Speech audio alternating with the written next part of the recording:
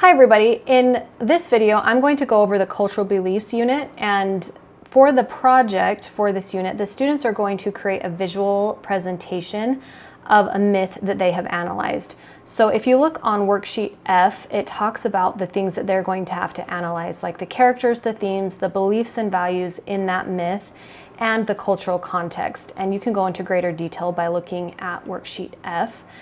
But that is the project for this year because that is the project for this unit because I want to start the year off by talking about our beliefs and values, kind of where they come from and how they are embedded in stories and mythology. And everything throughout the whole rest of the year is going to connect back to certain beliefs and certain values in one way or another. So that's why I do it at the beginning of the year. If you don't want to do it at the beginning of the year, you certainly don't have to. So for the unit overview, this will last days 5 through days 18. So the very first day of the unit, we're going to learn/review the CREW method. This is just a way of writing a logical evidence-based paragraph. I feel like it's the best one that I've ever used so far, but you can use what you want. We're going to do the Mastery Day overview where we talk about what their project is and what they need to do to be successful with that. On day 7, we're going to do a DBI, which stands for a document-based inquiry, on how mythology sets the foundation for our cultural beliefs. On day 8, we're going to explore definitions of character, theme, cultural beliefs, and values, because if you'll notice here on the worksheet, on worksheet F, those are things, the characters, themes, beliefs, and values, and cultural context are things that I'm going to be grading them on for mastery. And if they don't have an understanding of the definition of those, then they can't be successful. So we want to make sure and do that. Then on day 9, we're going to read and analyze a myth together as a class so I can show them exactly how to do it and what I'm expecting them to do. Then on days 10 and 11, we're going to do 2 myths each as groups so they get more practice doing that. On day 12, we're going to have a quick Socratic seminar to talk about what we've been learning so far. And then day 13, we're going to start working on the project. Day 14, we're going to review how to cite sources because I'm expecting them to cite their source for Mastery Day, so I need to make sure that I'm teaching them how to do that. 15 and 16 are full days to work on the project. Then 17 is working on a project plus getting friend feedback or peer review. And then on day 18, we do Mastery Day, the final reflection, and Socratic seminar. So that's the unit as a glance. So let's go into day 5 in detail. So I'm going to tell them to pick a journaling strategy and write. We're going to do some good news. And then the objective is to write a logical and evidence-based paragraph using the CREW method. And then I'm going to have them turn and talk to each other about what we're doing today and why we're doing it. And then I'm going to give them this concentric circle as a handout, and you can go ahead and cut worksheet A in half. And in the very first concentric circle, I want them to write what makes a well-written paragraph. And they write that here in the first concentric circle, and they're going to be adding to their knowledge throughout the day on that. And then I want them to turn and talk to each other about what they wrote. And then I'm going to introduce to them the CREW method. So C for claim, R for reason, E for evidence, and W for warrant. And I know not every single paragraph is going to follow this exact order, but I at least want to give them a good foundation and structure and learn the rules so they can break them correctly. And then I also have this handout, worksheet B, that you can hand out to them, and you can cut it and hand out to them, and they can glue it in their composition notebook, or you could print it bigger and they can put it in their binder. But I want them to have this to refer to because I want them to use logic and evidence-based paragraph writing in everything that they do. So I'm going to go over and teach them each individual part of the paragraph, and depending on how old your kids are, this might be a review or this might be a brand new thing. If this is a brand new thing, I would probably spend more than one day going through this, but if you have older kids that probably already know this, then go ahead and just treat this like a review. So as they're looking at this worksheet B, I want them to turn and talk to each other. Like, what do you notice about the CREW method and what do you wonder? And then I'm going to have them glue that in there.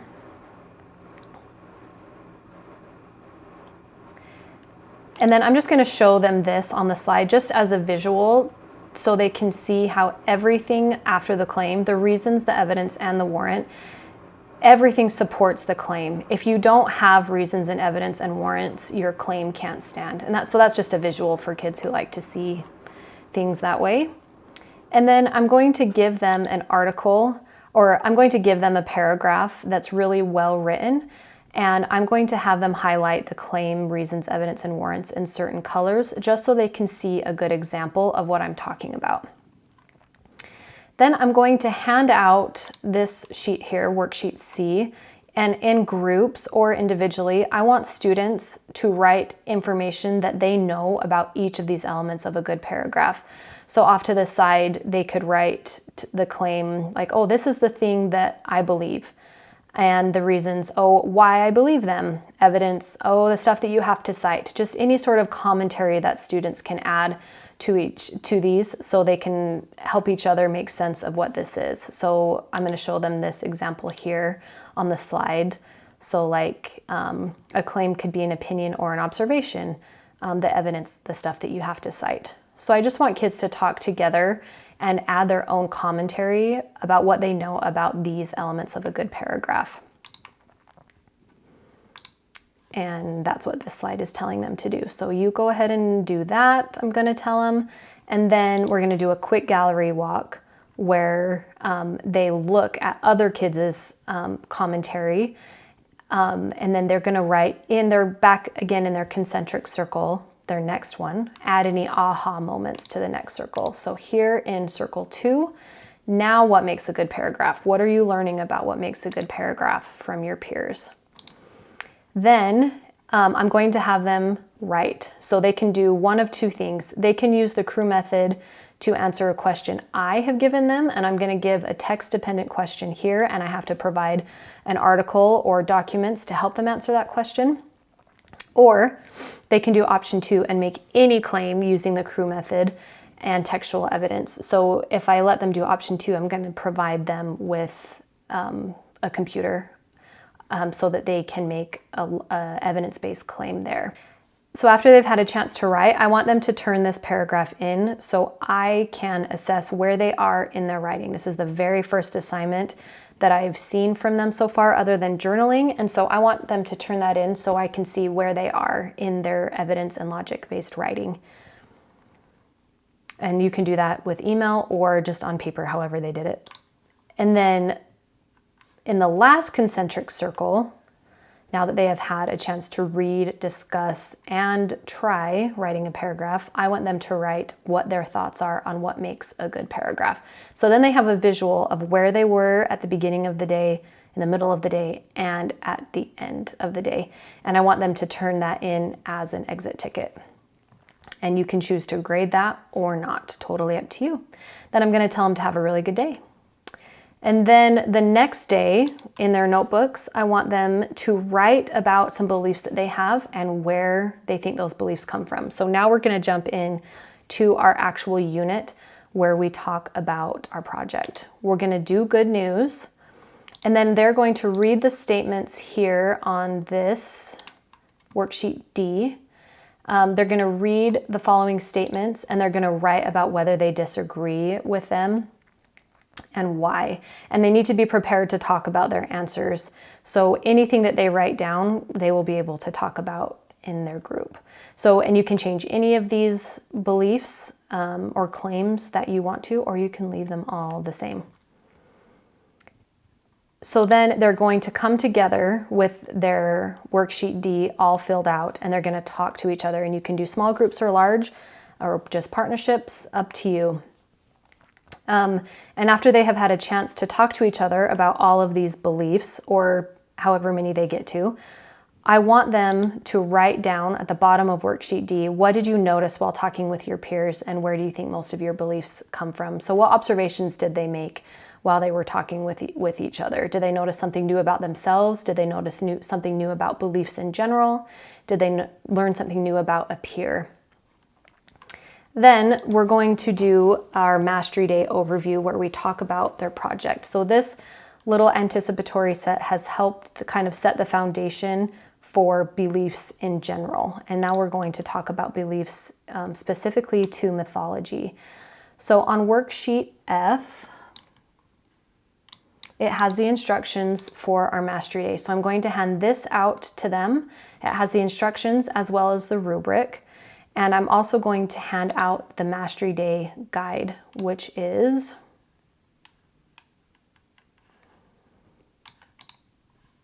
worksheet E. So they need the cultural beliefs guide and they need the Mastery Day instructions. And I'm going to hand out both of those as we talk about what we're doing. So I'm going to introduce the unit objective, which is the following, and I'll let you read that on your own.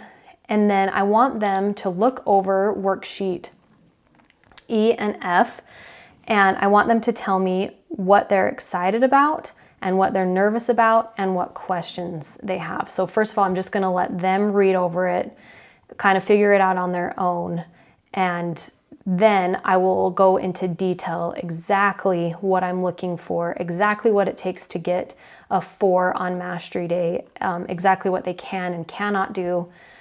So they're totally clear on their expectations for Mastery Day so they can be successful.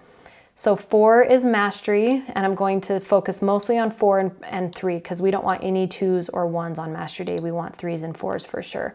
So we're going to talk about in detail what mastery looks like, what proficiency looks like. And these are the parameters that they have to stay in. They have to show me these things on 3 and 4, preferably 4. Show me all of these things in 4, but you can show me however you want, whether that's a video, whether that's a little presentation, whether that's an essay, whether it's a trifold, whatever that looks like to you, show me that you can master these skills here that I've written out on the rubric. Okay, so after they've looked over those, I want them to turn and talk to each other. What are we doing during this unit and why are we doing it? And then on worksheet E, I want them to write what are we doing right here and why are we doing it. And then we're going to talk about what the difference between a 3 and a 4 is. Usually a difference between a 3 and a 4 is some sort of creativity element, but it just depends on the unit.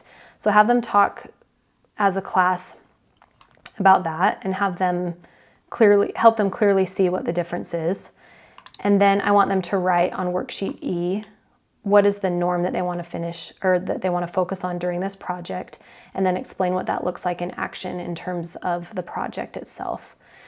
And I've devoted this entire day to going over the Mastery Day so that they can absolutely know exactly where they're going and how to be successful. And I've given them a lot of time to ask questions and make sure that everything's totally clear. If you have time left over, fill it with vocabulary or something else meaningful. Otherwise, we're going to go to day 7, where we're going to talk about mythology. So the warm-up in their composition notebook is, how would you explain mythology to a kindergartner? Let's think deeply about what that word means and simplify it so that a kindergartner can understand it. Then we'll do good news, and the objective is to be able to answer the following question in crew. In what way does mythology set the foundation for our cultural beliefs? And then I want them to talk to each other about their warm-up. How would they explain mythology to a kindergartner? And then we're going to do a document-based inquiry. And the worksheet that they need for that is worksheet G. So it has the essential question here at the top. And everything that I'm going to be giving them as the teacher is going to help them answer the question, in what way does mythology set the foundation for our cultural beliefs? So a document-based inquiry is one of the best ways to build background knowledge. And there's a lot of ways to do it, but the way that I do it is to split the kids into groups of 4. And they talk about the essential question in phases. So like for this one, I've done phase 1 where they have terms. Any terms that they need to know to be able to answer that question, I will hand to them. So like I'll have a manila envelope, 1 manila envelope for each group that says terms on it. And I give them the manila envelope and they open it up and it has terms and definitions that they need to know in order to answer that question.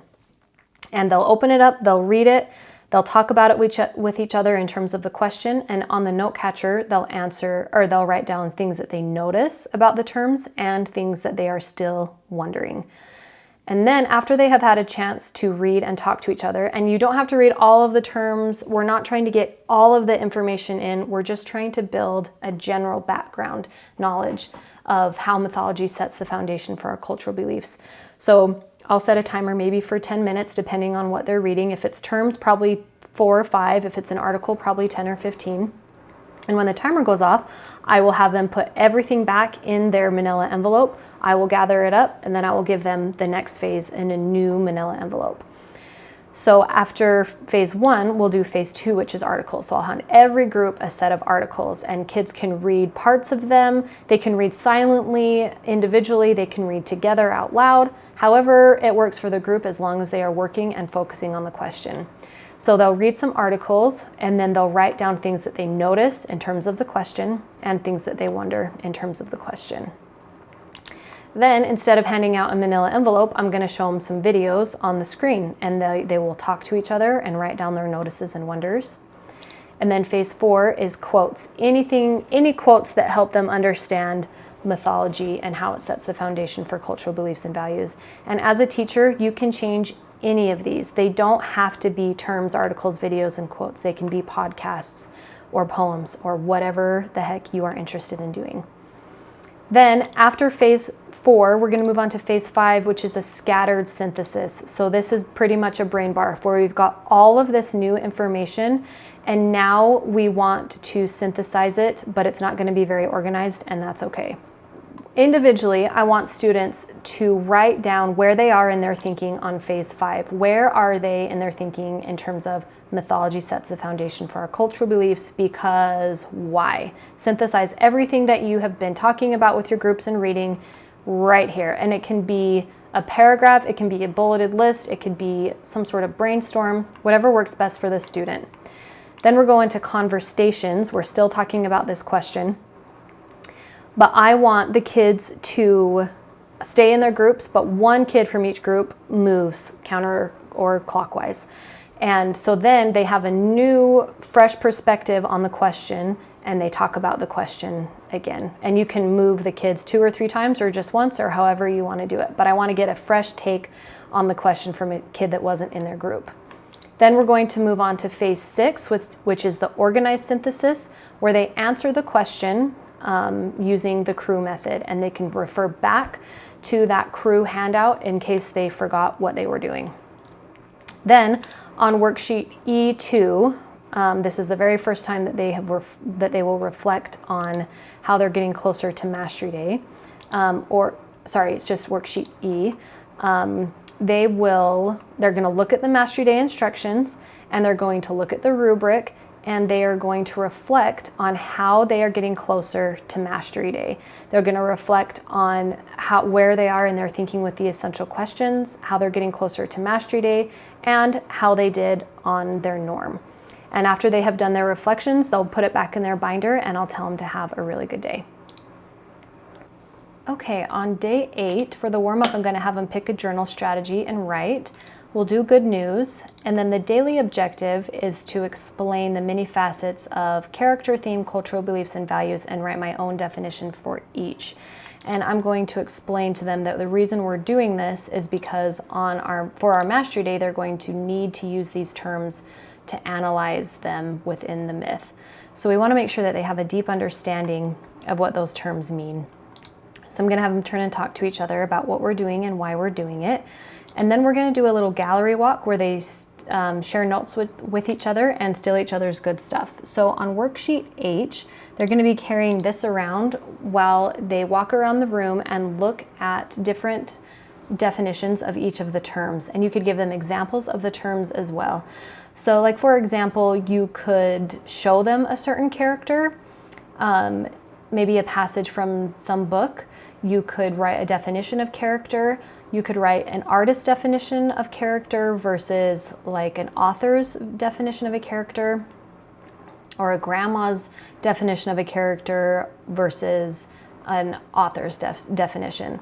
So you can have all of these different facets of these definitions or of these terms all over the room, either taped up on the wall or just on some desks, but the kids are looking at them and writing down notes as they do that, and they can share notes with each other as they go through and learn more about those terms. And I'm going to have a timer on the board so they know how much time that they have before we're going to meet together again. Then, based on their notes on this next worksheet, they're going to write their own definition of each of the terms here. And they can do it if they need, and they can do it in partnerships if they need help. And then I want them to pick 2 of their favorite definitions and write them on chart paper that I give them, or just a regular printer paper is fine. And then they can add graphics if they augment their definition. And then we're going to do another gallery walk where the kids read their peers' definitions, and then they can add to their notes here about each of the terms. And then they can add to their notes right here as they learn from their peers. And then I'm going to have them reflect and tell them to have a really good day. And then we're going to move to day 9. So on day 9, we're going to go through a myth together. I'm going to analyze a myth, show them how to analyze a myth so that they can feel prepared for Mastery Day. So I'm going to insert a question about that myth that we're about to read here. So for example, if we're going to read about Icarus, I could ask something like, have you ever heard the word Icarus, and in what context? Or I could ask something like, have you ever heard the term or the phrase flown too close to the sun, and in what context? Something like that to get them thinking about their prior knowledge. We'll do good news, and then I'm going to insert the title of the myth here and give a little bit of background knowledge about it. And then I'm going to give them this note catcher here as we analyze this myth together. So note catcher I.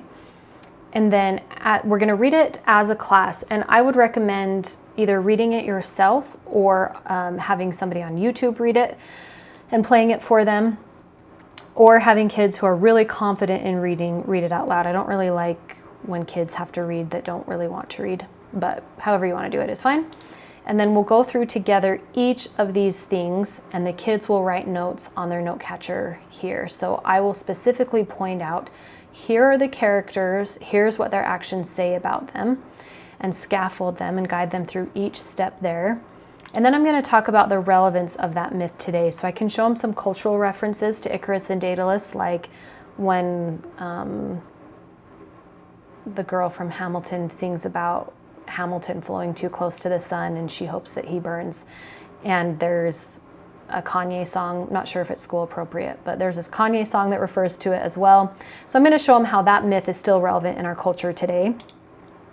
And then I'm going to tell them to put that myth in their binder, because we're going to, and then they can use it for future reference. And then I'm going to have them reflect. Then on day 10, we're going to read 2 more myths, but they're going to do it in groups instead of me guiding them. So I'm going to tell them to get the myth that they read yesterday out, and I want them to go over their annotations, and then I want them to write in their composition notebook about whether the cultural beliefs and values in that myth are important to them or not, and they can use worksheet I to help jog their memory for that as well. And then I want them to turn and talk about that question. And then we'll do good news, and we're going to do myth stations. So instead of worksheet I, this one is just a little bit different. Worksheet J has them write down the name of the myth, where it originated, but otherwise I and J are the same. But I'm going to have them get into groups of 4, and each student has a number assigned to them, 1, 2, 3, or 4. And each student has a job. So person number 1 is going to analyze characters, person number 2 will do themes, and so on. So they're not overwhelmed with analyzing everything within the myth, but they'll read it on their own, and as they read, they will take notes on their specific job here. And then after they've had a chance to read, all of the 1s, the 2s, the 3s, and the 4s are going to meet together and share good insights and steal each other's good stuff and write it down. And then they go back to their original group with new information, and they each have 1 minute to win it, where they share what they have learned about their certain job to the group, and the rest of the group is taking notes on what they're saying. Hopefully they're taking notes on their insights, not necessarily copying everything down that the other person is saying. So person number 1, who was assigned characters, has 1 minute to tell 2, 3, and 4 what they learned about the characters. And then 2, 3, and 4 are writing notes in the character section. And then person number 2 has a minute, 3, and 4. And if they need longer than a minute, that's totally okay. Then we're going to do another myth. So they need another copy of worksheet J. And now their jobs change. So now number 2 has characters, number 3 has themes. So they're going to read individually and they're going to take notes on each. They're going to take notes on this new myth so that they can share. And then they're going to all meet together, 1s, 2s, 3s, and 4s again. And then they're going to go back to their original group and they'll do minute to win it once again. And then by then class time will have run out. So they need to put their notes in section 1 and their myths in section 2 for future reference. And then they're going to reflect. And if you feel like you can only get through one myth in your class period, please don't stress about that. Just do what you can. And then on day 11, we're going to repeat that exact same process with 2 different myths. So I won't take the time to go over that, but day 11 is exactly the same as 10, except that the kids get different jobs. So person number 3 gets characters now, person number 4 themes, and so on. So they each have a different job. They'll need 2 more copies of worksheet J to do that. And then I want them to put their myths in section 1, or their notes in section 1 and myths in section 2 for future reference, and then they reflect, and we'll move on to day 12. So the warm-up for day 12 is to peruse the notes and myths from the previous days and refresh their memory about what they read. We'll do good news, and then I'm going to tell them that we're going to do a very low-key, chill Socratic seminar. And the rules for this Socratic seminar, and each one will be different, kind of depending on what we're doing, will be a little bit different. But for this one, the only rules that we have are to be respectful and to stay on topic. And so I have these questions for them regarding the myths, and this will help them get closer to Mastery Day. So for the Socratic seminar, they're going to need worksheet K, and this helps them be prepared for the seminar. So before the seminar, I'm going to introduce these questions, and I want them to jot down a couple of notes here, nothing perfect, just their thoughts that will help them carry on a conversation about the questions. And then as they're in the Socratic seminar or just listening, then they can write down their listening notes. So how I have it here is that there's an inside circle and an outside circle, and the inside circle talks and the outside circle listens and takes notes. So I set a timer set a timer for however long you have, and let them talk until the timer goes off, and then they switch. So then the next group will come up, and now I'll put the questions up here again, and the kids who were talking are now listening and taking notes, and the kids who were taking notes are now talking. And then if you have groups, I have another slide. If you have 3 groups, here's another slide where you can switch, and then here's the question again. If you only have 2 groups, you can just delete those 2 slides. And then after the Socratic seminar, I'll have them reflect and tell them to have a really good day. And then we'll move on to day 13.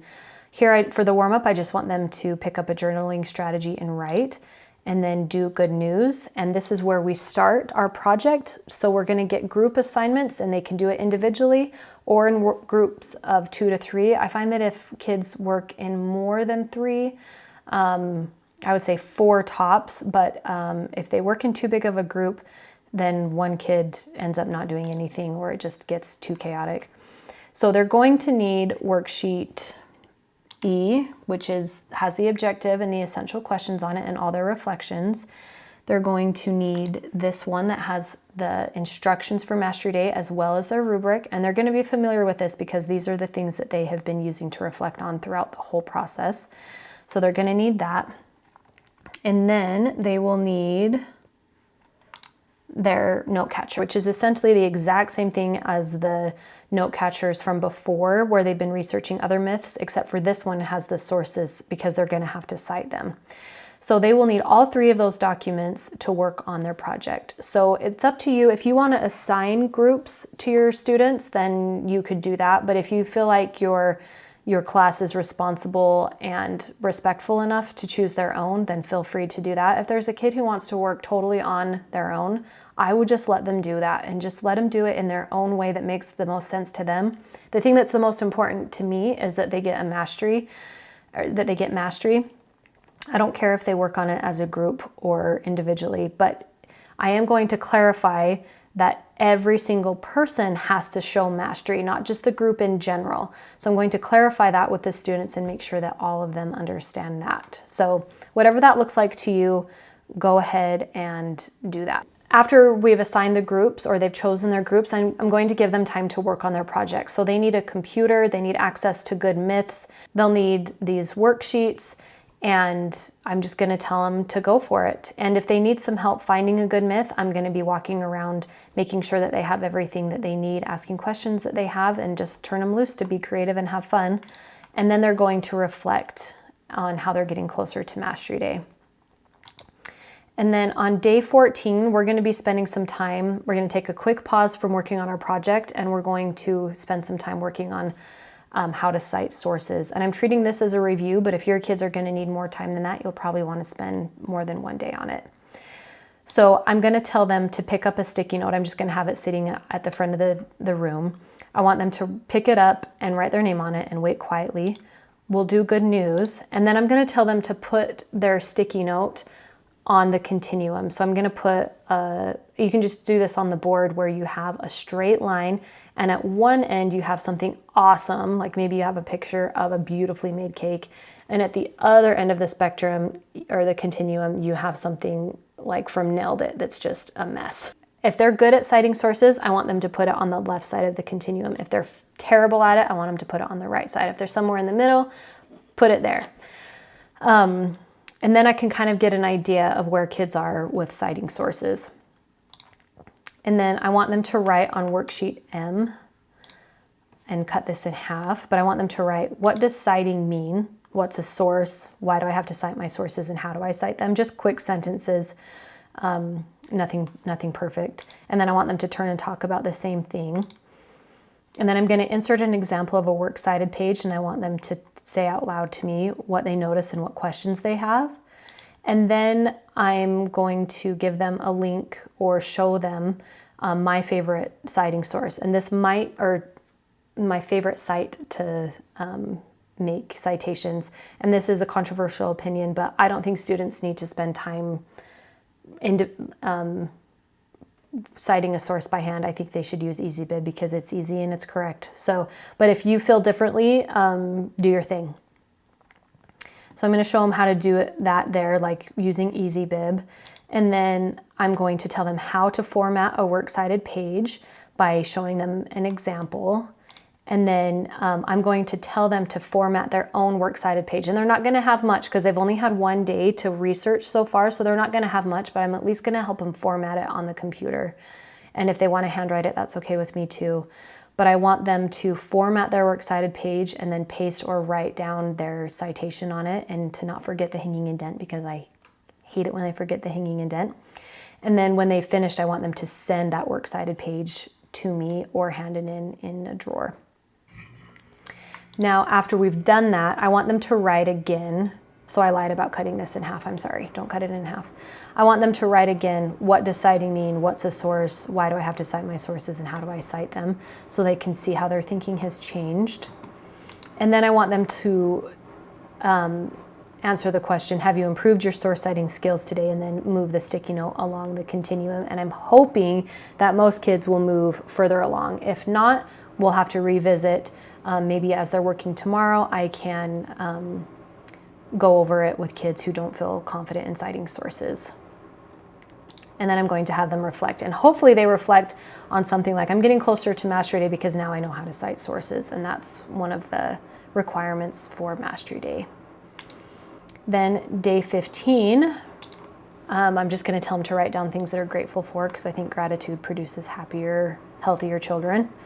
And then we're going to do good news, and then they're going to work on their project again. I'm going to give them the entire class period to work on their project and then reflect.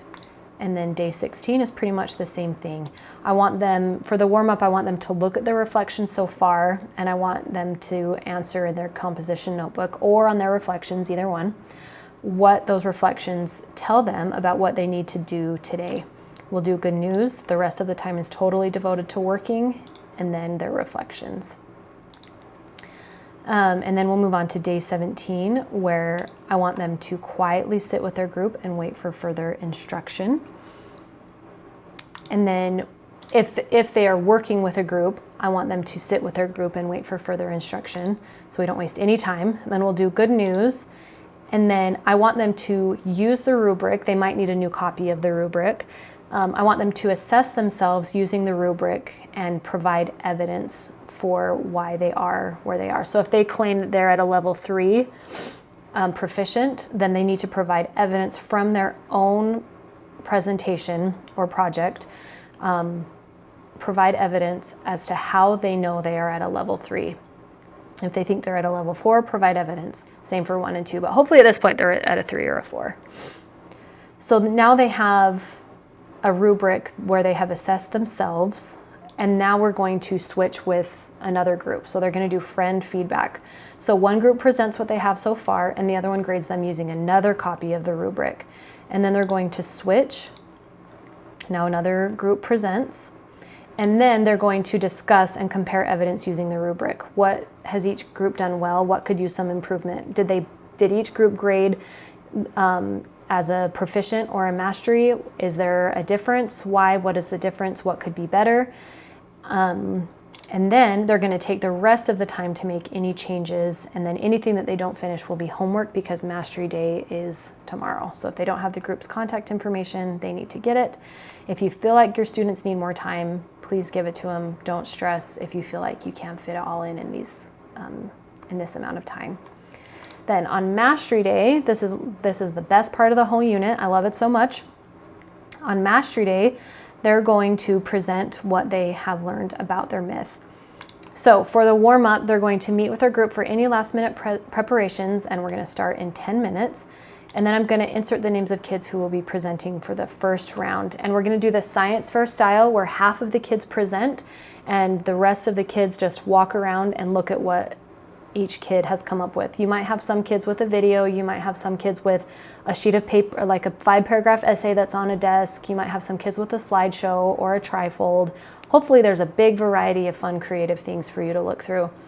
And as the teacher, I'm walking around with 25 copies of the rubric and I'm grading live. So I'm looking at everything, making sure that I see evidence for every single element on the rubric. And I have the kids' names on the rubric, and I can grade them as a group or I can grade them individually, whatever works for you best.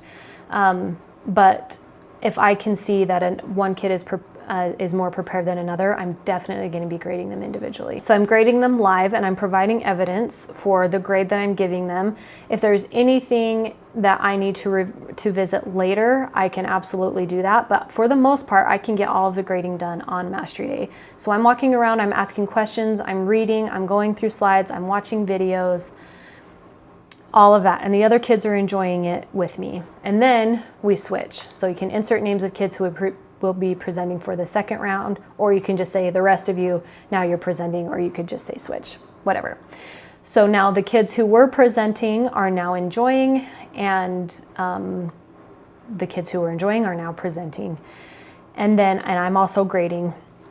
And I can tell the kids if I didn't feel like I got a really good job, if I don't feel like I did a thorough job grading, I'll just tell them to leave their projects there and I'll grade that night. But after they've showcased their presentations, I want them to work on a final reflection, which is worksheet N. So this is an overall reflection on how they've done, and you can include this in the grade if you would like. This can be where the kid kind of defends their grade and why they think they should get a certain grade. And so here's where they talk about the objective, and they need to include evidence in their response. They need to write how they did on the norm, and they need to write how their thinking has changed or expanded. And I can visit with them individually either during this day or another day about how they did on their project. And I can just do my own grading, or I can include this in the grading. But either way, I want the kids to do this so they can reflect on their own growth, and I want them to put that reflection in section 1 of their binder. Then we're going to have a Socratic seminar about what they liked and disliked, what they do differently, and how their thinking has changed. Now, you might not be able to have time to fit in the final reflection and the Socratic seminar on Mastery Day. If not, that's totally fine. Just do this on a separate day. But I think this is really important to reflect on the entire unit as a whole, as well as to talk about their learning and their growth. And then I want them all to celebrate by putting an icon on the timeline. So this is just something that I feel like is really fun. Just get a huge chart, put blank squares in it, and then at the end, put 12 blank squares in it, and at the end of each unit, stick an icon on that timeline. And you could write it, you could draw it or create this icon, or you could have, better yet, you could have a student create it where they draw something that was meaningful about the unit and you stick it on there, and it's just like you can see your progress, you can celebrate, you can look back at the end of the year and see all your icons stuck on the board, and it's just really just kind of a fun way to celebrate the end of a unit.